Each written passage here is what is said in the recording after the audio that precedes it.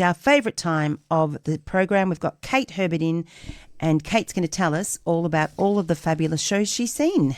Good morning, Kate. Good morning. And we also have Nick Tolhurst. Yeah. He's in because he's just fabulous. Oh, he's going to share the chat as well. I just love to have a chat with you guys, so it was good. So, Kate, welcome back for the year. Thank you. Before you launch into, has it been a busy theatre-y sort of summer break? Well, it could have been. It wasn't for me, but there is a lot on, particularly at the moment because midsummer is in full blast.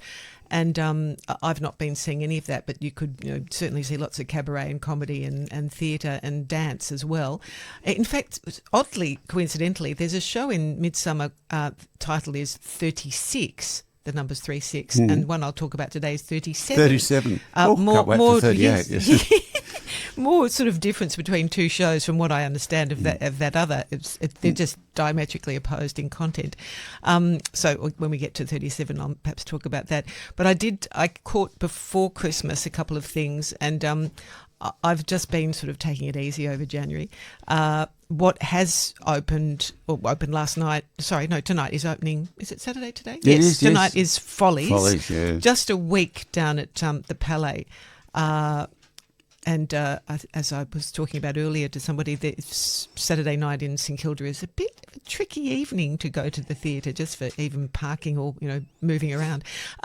So I've not been busy, but there's a lot on and a lot coming. Well, we talked with Roger Kirk, the designer from Follies, earlier this morning.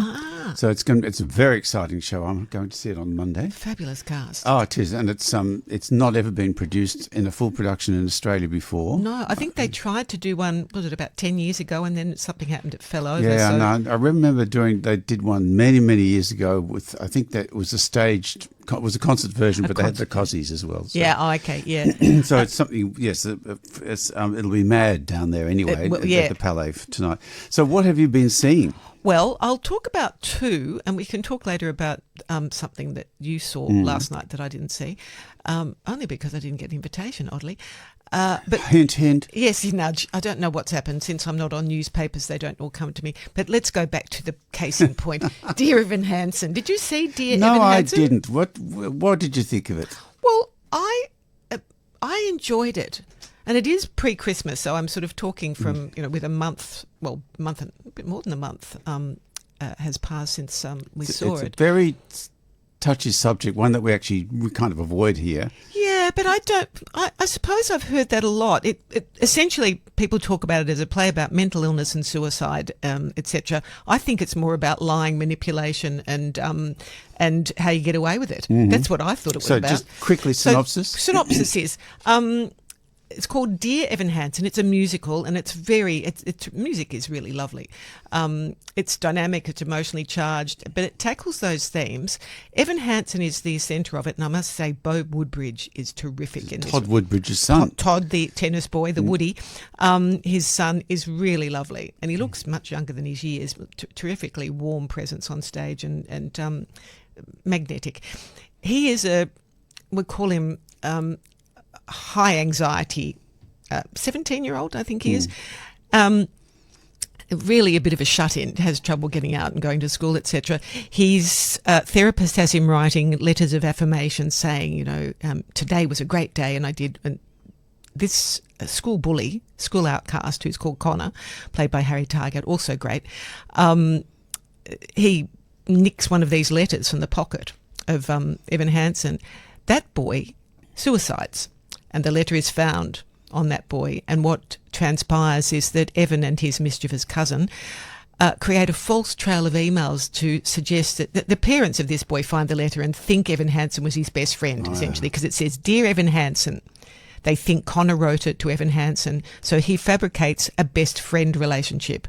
He has no best friend. He doesn't really have friends. He becomes a social media hero. It gets out of control, it escalates to the point of... Think go viral. This is beyond viral. I don't know what you call it, virulent. He becomes a hero for, kids who suffer anxiety or depression or suicide, and people adore him and think they've solved their life problems and their children's problems in the school. Another outcast becomes his sort of social media manager. Anyway, that's the long version of it. It becomes a web of lies, really. It's a false email trail that he and his cousin create. It's frightening to watch. It's fraud. It's fraud. It's absolutely fraud. He perpetrates a terrible fraud upon the community, but he gets away with it. And I have to say that's the thing that really distressed me at the end. I kept thinking, there's 10 minutes to go. How's he going to get his comeuppance? He doesn't. So a lot of people, that is not an issue. But there's a commentary that this manipulation that he performs upon the world. But the other thing is, not only does he perpetrate this fraud, his life gets better and better and better. And by the end, he's a great success. And the parents, when he admits it to them, he has a relationship with the boy's sister as well. That's another problem. They're all lied to. They don't want anyone to know that their son was a terrible bully and what everyone thought he was. So they don't tell anyone. So his life just remains rosy. So this is disappointing. This is a culture of lies, deception in an American context, is it? Yeah, yes. Funny, isn't it? Anyway. That leads to great success.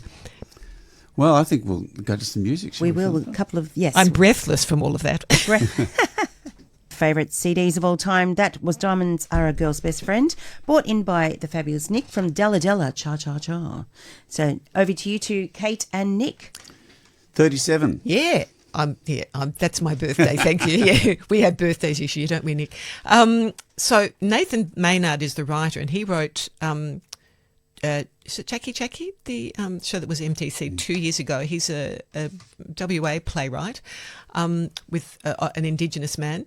And this is a story it's very challenging. 37 is the football team number for Adam Goodes.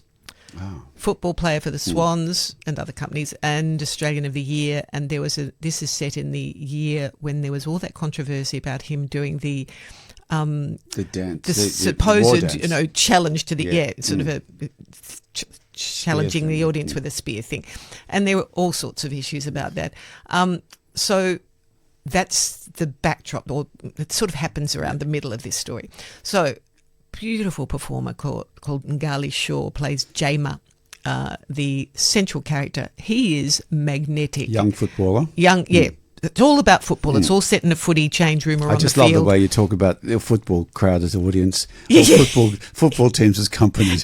This is our theatre reviewer, Kate Herbert. I'm sorry, I didn't even notice I was doing a footy team. And I grew up in a footy family. My grandfather was the president of Richmond and played in that one of those grand finals as a ruckman. So I know quite a bit about footy. So it's set in the change rooms. It's the team. It's a country town team. And this young man, two Indigenous men, Jama and his cousin Sonny, played by Tibbian Wiles, equally lovely on stage.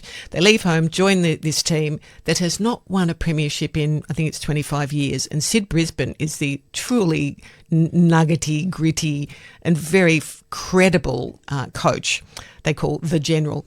It's captivating. And what's the premise of the story? The premise is there's two young men come to the country club. They're fabulous players, and the General wants them to essentially win the premiership for this because he's obsessed. He's played one premiership. He's got a medal around his neck. They are to win this team a premiership for the town. Now, the town is very white. There are a couple of... What transpires is they are both fabulous players. They're accepted.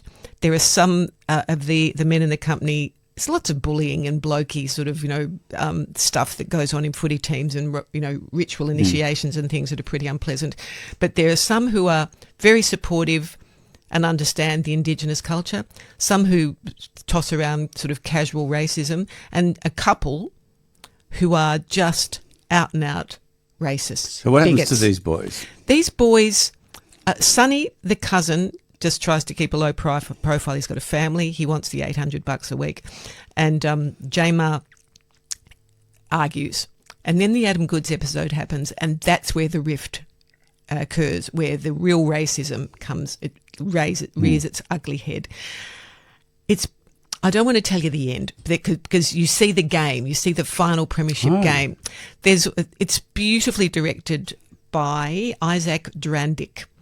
Lots of choreography that he does where they fly, these big men fly into the air. They literally fly like the old sort of, 60s, 70s players did. They'd fly into the air, so they lifted the player up. Sonny flies, Jamar flies. We see lots of... It's so physical, this show, Nick. It is just... They're running on the spot. They're leaping. It's just athletic. It's like a footy training session. Kind of exhilarating. It is exhilarating. I mean, I really enjoyed it. It was... I'm getting excited about this one as well. It was fun to watch. So it's electrifying, really. Where is it on? It's on at the MTC Sumner. I don't want to give too much away, but it's beautiful to look at. It's beautiful performances. The characters are wonderful. There's a whole array of the kind of, men that play football in country towns. It's thought-provoking. It's exhilarating. It's hard-hitting. And it stays with you after the final siren, shall we say. Fabulous, yes. That's good. It's I saw One Day in September, which was a coming-out play in a football setting, but again, it was a musical, and the dancing in that was choreographed very much around football. So there seems to be a thing going on where, as I used to call it, aerial ballet. Oh, yeah. Well, I went and saw Shirley Valentine last night with Natalie Basingthwaite, and she was really good. I had problems with the production, with her wig and her accent, which it's Liverpool. Well, Liverpool, she sounds sort of Scots and Australian. But look, she rose above that and delivered a really convincing and exciting and funny and wonderful, arousing performance. Great. So I would recommend it, despite the wig. I think that's it for us. Thanks very much, Kate. No problem. Thank you both. It's good that someone like Natalie Basingthwaite is seen as something other than just a piece of fluff, isn't she? Yeah, she's risen above that. She's now doing different stuff, I think. But it's good to be given the opportunities. You have been listening to Arts Weekly on 3MBN.